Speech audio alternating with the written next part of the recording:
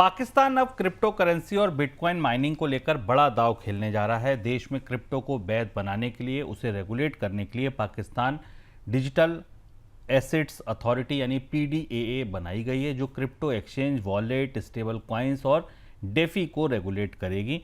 Crypto को वैध बनाने वाला साउथ एशिया का पहला देश बन सकता है पाकिस्तान। सर, थोड़ा विस्तार से बताइए कि पाकिस्तान का पूरा क्रिप्टो प्लान है क्या? पाकिस्तान ने अपनी इस योजना से सिर्फ भारत या एशिया को नहीं, दुनिया के कई देशों को चौंकाया। और इस योजना की जो भीतर की परतें वो आपको बताते हैं कि पाकिस्तान कैसे साउथ एशिया में क्रिप्टो को लेकर सबसे आक्रामक और सबसे एग्रेसिव देश के तौर पर सामने आ रहा है। पाकिस्तान ने क्रिप्टो करेंसी को वैध करने की तैयारी की है। साउथ एशिया में अभी किसी देश में इस तरह से लीगलाइज नहीं की गई है। इसके लिए पाकिस्तान डिजिटल एसेट्स अथॉरिटी बनाई गई है। यह अथॉरिटी क्रिप्टो एक्सचेंजेस को, वॉलेट को, स्टेबल कॉइन्स को और जो डिसेंट्रलाइज फाइनेंस टोकन्स हैं इनको नियंत्रित करेगी। क्रिप्टो ने पाकिस्तान ने बिनांस के जो पूर्व सलाहकार हैं चांगपेंग झाओ, उन के पूर्व सीईओ हैं, उन्हें अपना सलाहकार बनाया है बिनांस, जो कि सबसे बड़ा एक्सचेंज है। पाकिस्तान क्रिप्टो काउंसिल का ढांचा, पाकिस्तान की क्रिप्टो काउंसिल क्रिप्टो ट्रेडिंग और ब्लॉकचेन के लिए एक लीगल स्ट्रक्चर बना रही है, जिससे कि पाकिस्तान में बड़े पैमाने पर क्रिप्टो की ट्रेडिंग भी हो सके। और ये एफएटीएफ के नियमों के तहत बनाया जा रहा है।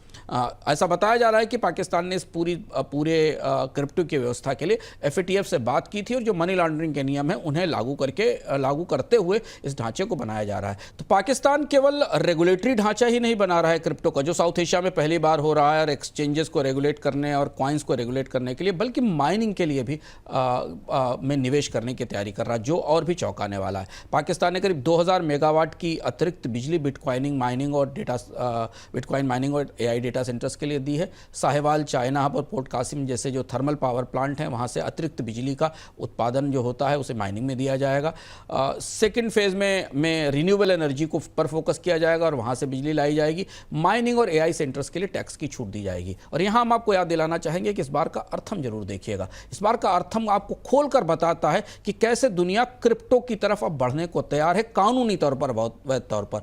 और डोनाल्ड ट्रंप के साउंड मनी प्लान के तहत क्रिप्टो सबसे मुख्य भूमिका निभा रही है। और अगले 1 साल 2 साल में दुनिया के फॉरेक्स रिजर्व्स में क्रिप्टो की एक अपनी भूमिका होगी। और अगर आप उसे देखेंगे तो आपको पता चलेगा कि डोनाल्ड ट्रंप अमेरिका में जैसा कुछ कर रहे हैं, वैसा ही कुछ पाकिस्तान करने की कोशिश कर रहा है। टेक्सास में जैसे डोनाल्ड ट्रंप ने माइनिंग के लिए बिजली पर टैक्स छूट दी है, बिजली की आपूर्ति बढ़ाई है, लगभग वैसी ही कोशिश हमें पाकिस्तान में दिखाई दे रही है। तो क्रिप्टो रेगुलेशन और क्रिप्टो माइनिंग, ये दोनों में पाकिस्तान ने पहल की है।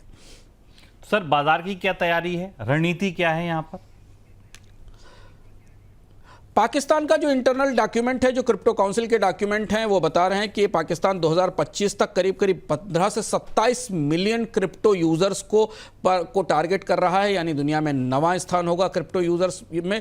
डिजिटल एसेट्स अथॉरिटी मान रही है कि $25 अरब का जो अनौपचारिक क्रिप्टो बाजार है, जो पाकिस्तान का दुनिया के कई देशों में भी फैला हुआ है, जो रेगुलेटेड नहीं है, उसे रेगुलेट किया जाएगा। पाकिस्तान ने अमेरिकी राष्ट्रपति का जो कॉइन है, ट्रंप कॉइन है, उसके साथ भी साझेदारी की है। और अगर ये पूरी प्रक्रिया सफल हुई और तो फिर क्रिप्टो को वैध करने वाला पाकिस्तान दक्षिण एशिया में पहला देश होगा। सर, एक और खबर पाकिस्तान की, क्योंकि चर्चा छिड़ी है, तो उसके संदर्भ में वर्ल्ड बैंक से सर जो लोन मिलने वाला है, भारत पर उसकी क्या रणनीति होगी? भारत के लिए ये थोड़ा चुनौतीपूर्ण है। पाकिस्तान को अब करीब $20 बिलियन के एक लोन की किस्त वर्ल्ड बैंक से मिलने वाली है, जिसके बारे में जिसकी तैयारियां शुरू हो गई हैं। और ऐसा लग रहा है कि अगले महीने तक वो किस्त मिल जाएगी, जो कि तमाम विकास कार्यों के लिए होगी। भारत ने जैसे IMF में विरोध किया था, वैसे ही इसका विरोध करेगा।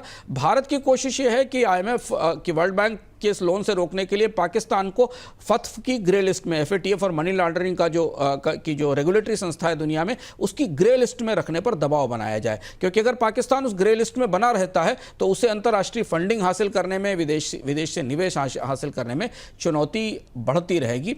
चूंकि आतंकवाद का पोषण पाकिस्तान से होता है, तो भारत लगातार अंतर्राष्ट्रीय मंचों पर, एफएटीएफ के मंच पर एक कोशिश करेगा साबित करने की कि पाकिस्तान को जो पैसा मिलता है, फंडिंग मिलती है, वो अंततः आतंकवाद को पोषित करने पर जाती है। तो ये डिप्लोमेटिक जद्दोजहद है जो अब हमें आने वाले समय में दिखेगी। पहले हमें IMF के मंच पर दिखी थी, अब ये वर्ल्ड बैंक के मंच पर दिखाई देगी।